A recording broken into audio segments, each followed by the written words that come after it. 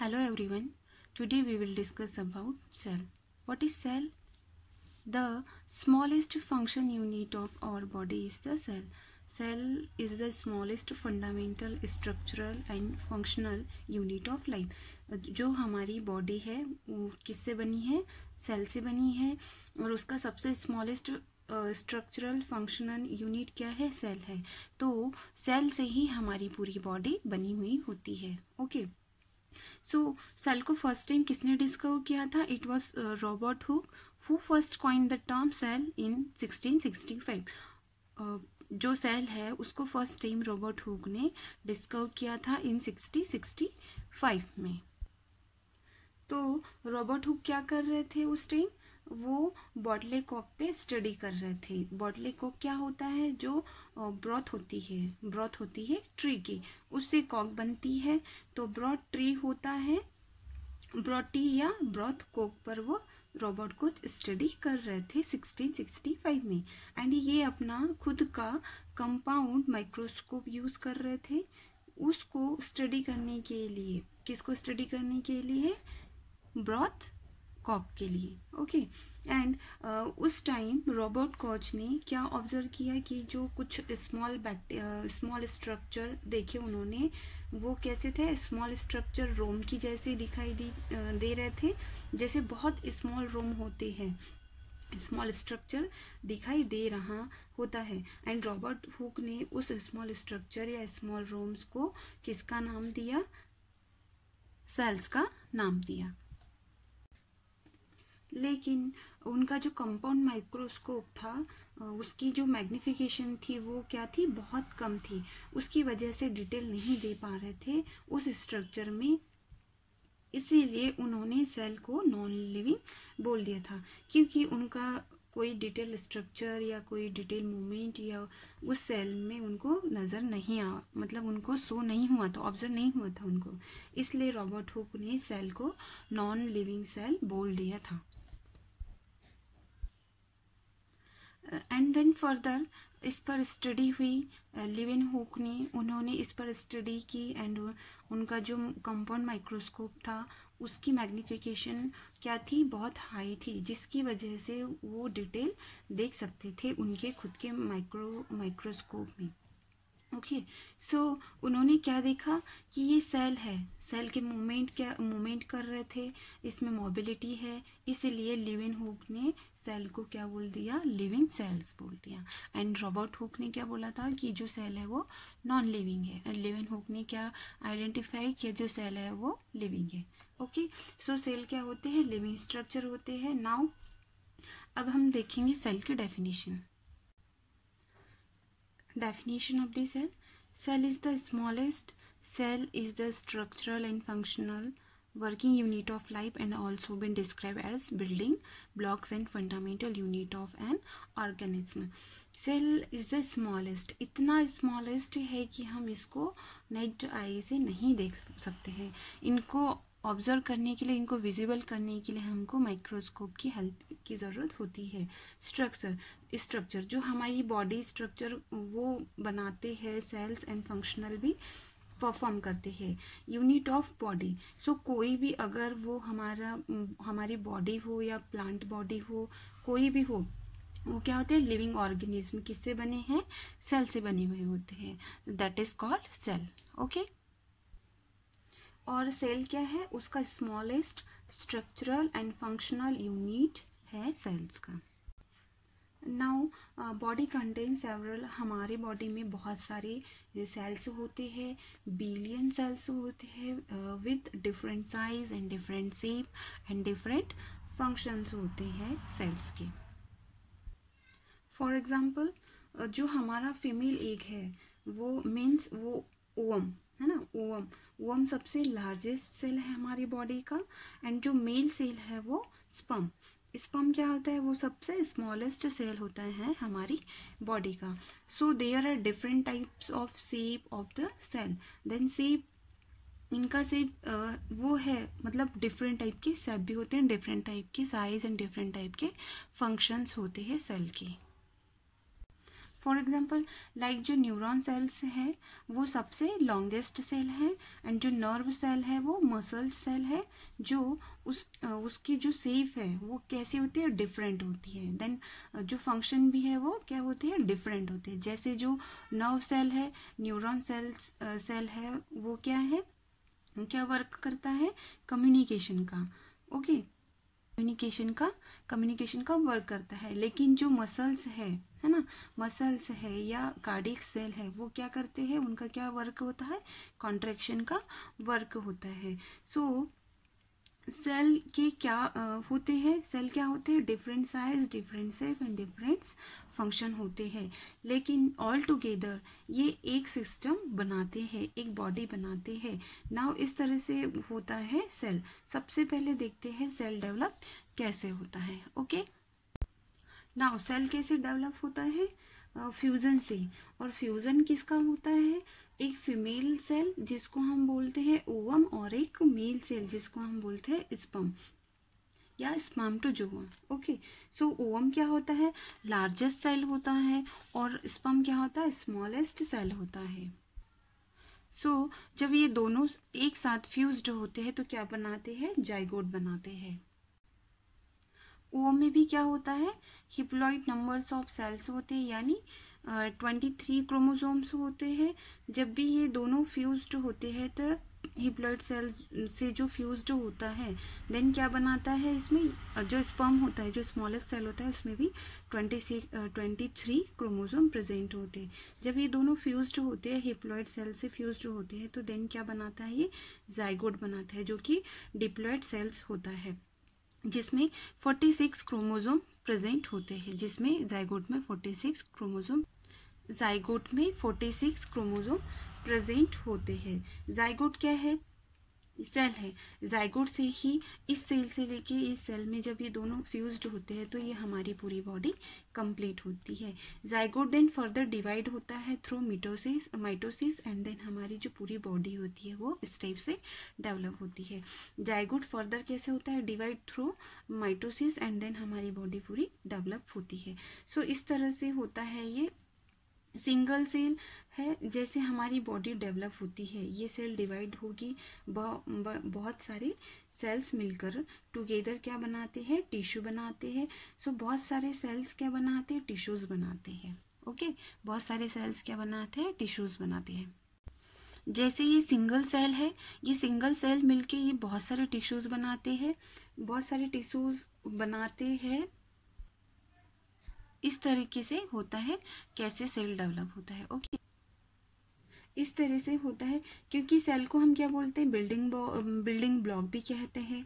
हमारी बॉडी को building block क्यों कहते हैं, जैसे ही बिल्डिंग्स को बनाने के लिए ब्रिक्स की नीड होती है, इसी तरह से हमारी बॉडी को बनाने के लिए हमें किसकी नीड होती है, किसकी ज़रूरत होती है, सेल्स की ज़रूरत होती है। तो इसी तरीके से हमारी बॉडी डेवलप होती है। सेल से टिश्यू बनाते हैं, टिश्यू से एक ऑर्गन बनाते हैं, ऑर्गन से हमारी होल बॉडी में जैसे ऑर्गन सिस्टम्स बनाते हैं, एक पर्टिकुलर सिस्टम बनाते हैं। सो ऐसे ही सिंगल सेल मिलके बहुत सारे टिश्यूज बनाते हैं। ओके, सो टिश्यू कैसे होते हैं, एक वॉल की तरह होते हैं। टिश्यू कैसे होते हैं, एक वॉल की तरह होते हैं, जो कि किससे बनी होती है, ब्रिक से बनी होती है। टिश्यू किससे बनी होती है, ब्रिक से बनी होती है। देन ये टिश्यू मिलकर क्या बनाते हैं, ऑर्गन बनाते हैं। देन ये टिश्यू मिलकर क्या बनाएंगे, ऑर्गन बनाएंगे।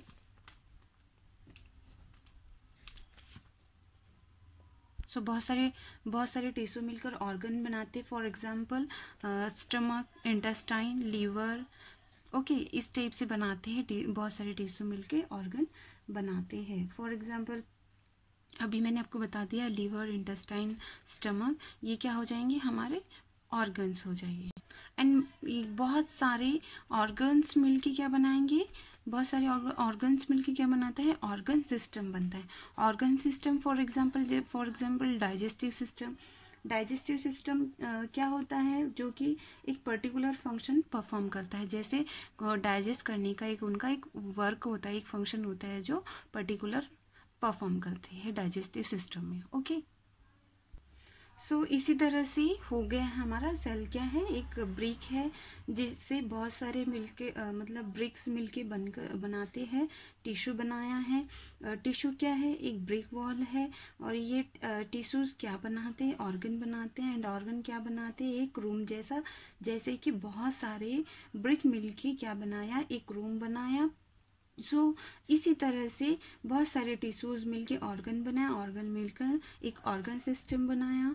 स्टमक हो या ऑर्गन मिलकर एक पूरा सिस्टम डेवलप करते। फॉर एग्जांपल बहुत सारे सिस्टम मिलके हमारी पूरी ह्यूमन बॉडी डेवलप होती है। इसी तरह से हमारी बॉडी में सेल्स डेवलप होते हैं, और इसी तरीके से जो सेल होते हैं वो कंप्लीट होता है। नाउ अब हम देखेंगे structure of cell. Structure of cell की हम बात करते हैं, कैसा हमारा सेल का स्ट्रक्चर होता है।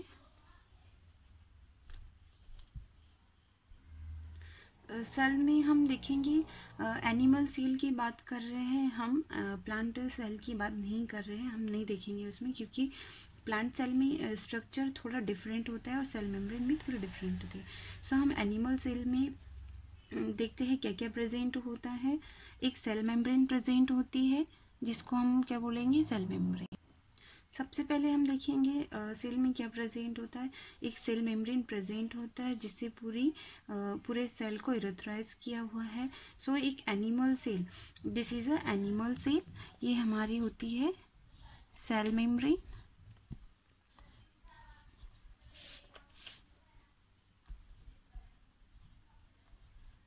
ये हमारी है सेल मेम्ब्रेन। ओके, तो ये किससे कवर होती है, जिससे पूरे सेल को इरेथ्राइज किया हुआ है।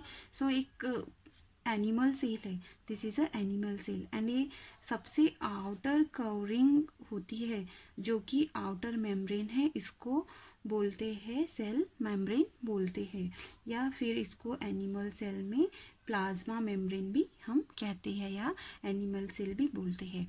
Got it. And plant cell में क्या होता है, प्लांट सेल में सेल मेम्ब्रेन नहीं होती है, सेल वॉल होती है। सो सेल मेम्ब्रेन एक सेमी परमिएबल मेम्ब्रेन होती है जिसके थ्रू सेल के अंदर और सेल के बाहर जो एक्सचेंज ऑफ सब्सटेंसेस होता है, तो इसको हम बोलेंगे cell membrane. Cell membrane only किस में प्रेजेंट होती है, cell membrane only animal cell में प्रेजेंट होती है, प्लांट सेल में प्रेजेंट नहीं होती है। तो जो एनिमल सेल, सो सेल मेम्ब्रेन क्या होती है, सेमी परमिएबल मेम्ब्रेन होती है जिसके थ्रू सेल के अंदर और सेल के बाहर जो एक्सचेंज ऑफ सब्सटेंसेस होता रहता है। क्लियर है। So exchange of substances of cell membrane के थ्रू होता है, प्लस ये जो सेल के अंदर जो सेल स्ट्रक्चर है उसको क्या करता है, प्रोटेक्ट करता है। So first one is cell membrane. Then next देखेंगे हम nucleus. What is nucleus, this is nucleus, this is nucleus. Okay, तो सेल के सेंट्रल में ऑलमोस्ट में ही न्यूक्लियस प्रेजेंट होता है। ये हमारी सेल मेम्ब्रेन हो गई, एंड जो सेल स्ट्रक्चर है उसके जस्ट सेंटर में ही हमारा न्यूक्लियस प्रेजेंट होता है। So this is the nucleus, and nucleus के अंदर एक छोटी सी बॉडी प्रेजेंट होती है जिसको हम बोलते हैं न्यूक्लियस बोलते हैं। न्यूक्लियस में क्या प्रेजेंट होता है, डीएनए प्रेजेंट होता है। न्यूक्लियस में क्या प्रेजेंट होता है, डीएनए प्रेजेंट होता है। This is nucleosis. So this is nucleus, and nucleus के अंदर एक छोटी सी बॉडी प्रेजेंट होती है जिसको हम बोलते हैं न्यूक्लियोल्स। न्यूक्लियस में क्या प्रेजेंट होता है, डीएनए प्रेजेंट होता है। डीएनए क्या है, डीएनए एक जेनेटिक मटेरियल ऑफ सेल होती है जो कि एक सेल से दूसरे सेल में ट्रांसफर होता है। सो न्यूक्लियस का क्या वर्क होता है, फर्स्ट के क्या है, ये हेड ऑफ सेल होता है, ये सेल के क्या होते हैं, हेड होते हैं। सो ये जो भी मेटाबॉलिक एक्टिविटीज़ होती है, सेल्यूलर होती है, उनको कंट्रोल करता है। प्लस इसमें जो न्यूक्लियस प्रेजेंट होती है, छोटी सी बॉडी प्रेजेंट होती है न्यूक्लियस के अंदर, दैट इज न्यूक्लियस। न्यूक्लियस का क्या वर्क होता है? जो प्रोटीन होता है उनको जो कंपोनेंट, उनके जो कंपोनेंट होते हैं उनको मैन्युफैक्चर करता है। सो प्रोटीन बनने के लिए कंपोनेंट चाहिए होते हैं, और बहुत सारे सेल्स में न्यूक्लियस प्रेजेंट होते हैं एंड बहुत सारे आरबीसीज प्रेजेंट होती है हमारी बॉडी में, उनमें न्यूक्लियस प्रेजेंट नहीं होती है। तो न्यूक्लियस का क्या वर्क होता है? उनका जो कंपोनेंट होता है उनको जो उनका प्रोटीन होता है उनको मैन्युफैक्चर करता है। सो प्रोटीन बनने के लिए किसकी ज़रूरत होती है? कंपोनेंट चाहिए होता है। ओके, सो इस तरह से होता है हमारा nucleus. So next one is cytoplasm. Cytoplasm में क्या होते हैं? जो न्यूक्लियस होते हैं, न्यूक्लियस को छोड़ के न्यूक्लियस के सराउंडिंग में साइटोप्लाज्मा प्रेजेंट होते हैं। ठीक है, साइटोप्लाज्मा प्रेजेंट होते हैं। So this is one cytoplasm. Okay, तो न्यूक्लियस को छोड़ के, ये जो न्यूक्लियस होते हैं इनको छोड़ के इसके सराउंडिंग में क्या होते हैं? साइटोप्लाज्मा प्रेजेंट होते हैं। सेल मेम्ब्रेन और न्यूक्लियस के बीच में एक फ्लूइड प्रेजेंट होता है एंड इस फ्लूइड को क्या बोलते हैं? साइटोप्लाज्मा बोलते हैं। जैसे ये हमारा सेल मेम्ब्रेन और ये न्यूक्लियस, इन दोनों के बीच में एक फ्लूइड प्रेजेंट होता है जिसको हम बोलते हैं साइटोप्लाज्मा। क्लियर? सो साइटोप्लाज्मा एक थिक फ्लूइड होता है। सो इन साइटोप्लाज्मा में क्या प्रेजेंट होता है? ऑर्गेनेल्स सस्पेंडेड होते हैं। साइटोप्लाज्मा में क्या प्रेजेंट होते हैं? ऑर्गेनेल्स सस्पेंडेड होते हैं। न्यूक्लियस साइटोप्लाज्मा इंक्लूडेड नहीं होते हैं। न्यूक्लियस में जो फ्लूइड प्रेजेंट होता है उनको हम बोलते हैं न्यूक्लियोप्लाज्मा बोलते हैं।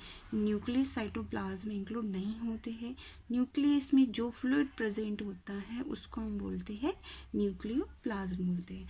एंड जो साइटोप्लाज्मा में फ्लूइड प्रेजेंट होता है उसको हम बोलते हैं organelles nucleus cytoplasm fluid, nucleus plasma fluid. Okay, cytoplasm में जो फ्लूइड प्रेजेंट होता है उसको हम बोलते हैं ऑर्गेनेल्स बोलते हैं। ओके, जो न्यूक्लियस में जो फ्लूइड प्रेजेंट होता है उसको हम बोलते हैं न्यूक्लियोप्लाज्म बोलते हैं। Clear? So next is cell organelles. Cell organelles क्या होते हैं? ऐसे जो छोटे छोटे हमारी जो बहुत सारे सेल के अंडर ऑर्गेनेल्स प्रेजेंट होते हैं जिसको हम सेल ऑर्गेनेल्स बोलते हैं। स्मॉल ऑर्गन्स क्या क्या होते हैं जो एक स्पेसिफिक फंक्शन करता है, इनका एक स्पेसिफिक फंक्शन होता है सेल ऑर्गेनेल्स का। Okay, so that is called organelles. Cell organelles, it is divided by 4 types. First one is mitochondria, second endoplasmic reticulum, and third is Golgi apparatus, and last is lysosome. Okay, सो हम अब इसको one by one देखेंगे। Mitochondria, endoplasmic reticulum, Golgi apparatus and lysosome. First one is mitochondria. So now let's start. So this is your mitochondria.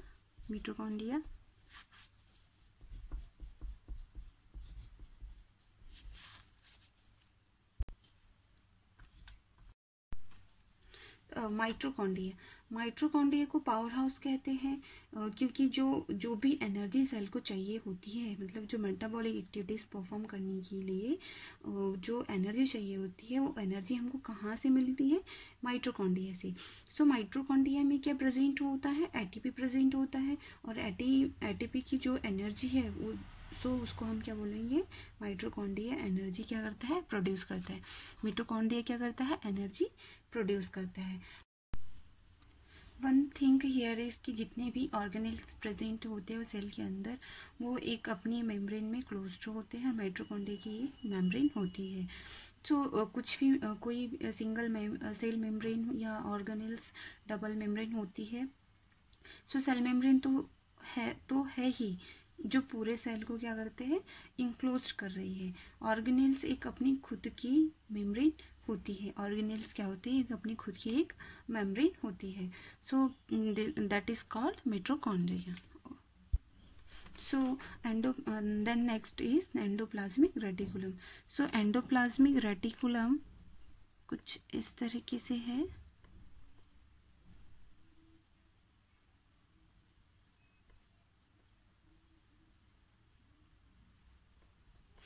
that is called endoplasmic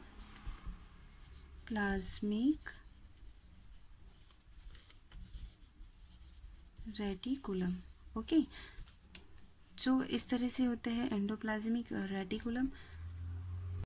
जो अपना जो nucleus होता है उससे वो क्या होती है, क्लोज्ड होते हैं। जो न्यूक्लियस मेम्ब्रेन होती है उसके साथ वो अटैच होती है। So endoplasmic reticulum it is divided by two types होते हैं। First one is smooth endoplasmic reticulum, second one is rough endoplasmic reticulum. So endoplasmic reticulum क्या होती है, जिसके ऊपर राइबोसोम अटैच होती है। जो ये राइबोसोम होती है वो क्या होती है, अटैच होती है। जिसके ऊपर राइबोसोम अटैच होती है वो क्या होती है, रफ।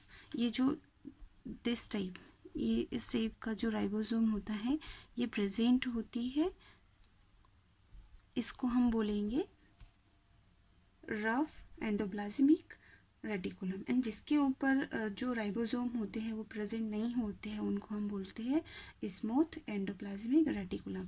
मीन्स इसके ऊपर जो अपना एंडोप्लाज्मिक रेटिकुलम है, इसके ऊपर जो राइबोसोम होते हैं वो अटैच होता है, इसको हम क्या बोलते हैं, रफ एंडोप्लाज्मिक रेटिकुलम। जिस साइड में एंडोप्लाज्मिक के साइड में राइबोसोम अटैच नहीं होते हम उसको स्मूथ एंडोप्लाज्मिक रेटिकुलम कहते हैं।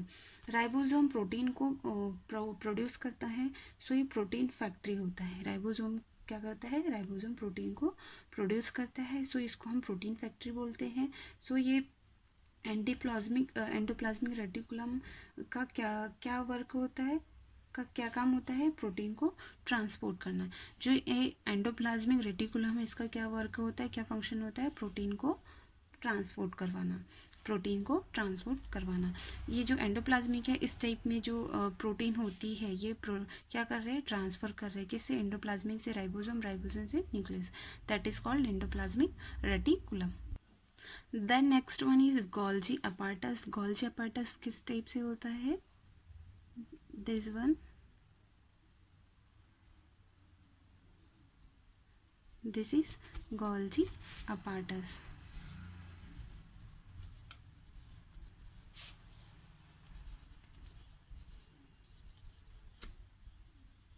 That is Golgi apparatus. So ये यहाँ पर एंडोप्लाज्मिक है ना। एंडोप्लाज्मिक वो किस में अटैच है, न्यूक्लियस में, न्यूक्लियस मेम्ब्रेन से अटैच हो, ताकि जो न्यूक्लियोल्स है, जो भी प्रोटीन के कंपोनेंट है उनको रिसीव कर सके। सो एंडोप्लाज्मिक रेटिकुलम का क्या काम होता है, ट्रांसपोर्ट करना प्रोटीन को। एंड जो गोल्गी अपार्टस का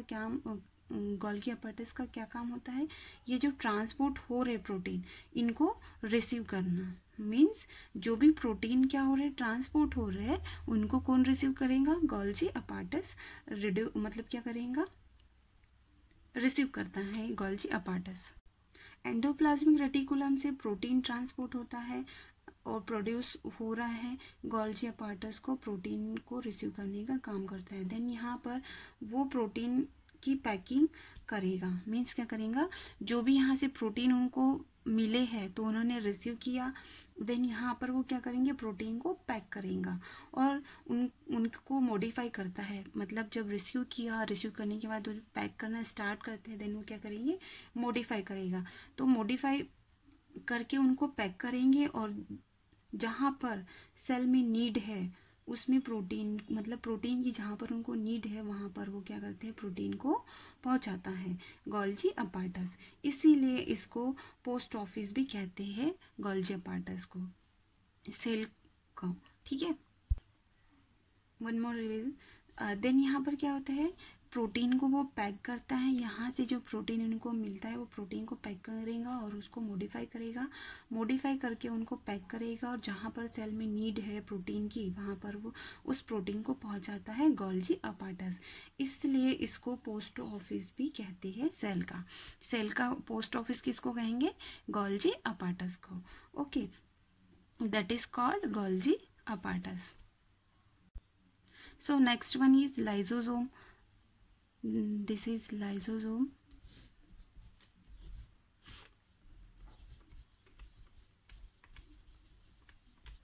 ओके, लाइसोसोम का क्या वर्क होता है, सुसाइडल बोल बोलते हैं हम, सुसाइडल बैग बोलते हैं लाइसोसोम को। क्यों सुसाइडल बैग बोलते हैं हम लाइसोसोम को? सुसाइडल को इसीलिए बोलते हैं, सुसाइडल बैग इसलिए बोलते हैं क्योंकि ये सेल को डाइजेस्ट कर लेता है। क्या करता है? सेल को डाइजेस्ट कर लेता है। सेल को कब डाइजेस्ट करता है? जब सेल की डेथ हो जाती है। सेल को वो कब डाइजेस्ट करता है? सेल की जब डेथ हो जाती है। सो सेल जब डाई हो जाता है तो लाइसोसोम उसको डाइजेस्ट कर लेता है। सो इसीलिए हम उसको लाइसोसोम कहते हैं। यही फंक्शन होता है लाइसोसोम को कि डाइजेस्ट करना, मतलब इसी को हम सुसाइडल बैग करते हैं। जब सेल की डेथ हो जाती है, सेल पूरे तरीके से डाई हो जाता है तो लाइसोसोम उसको क्या कर लेता है? डाइजेस्ट कर लेता है दैट इज कॉल्ड लाइसोसोम।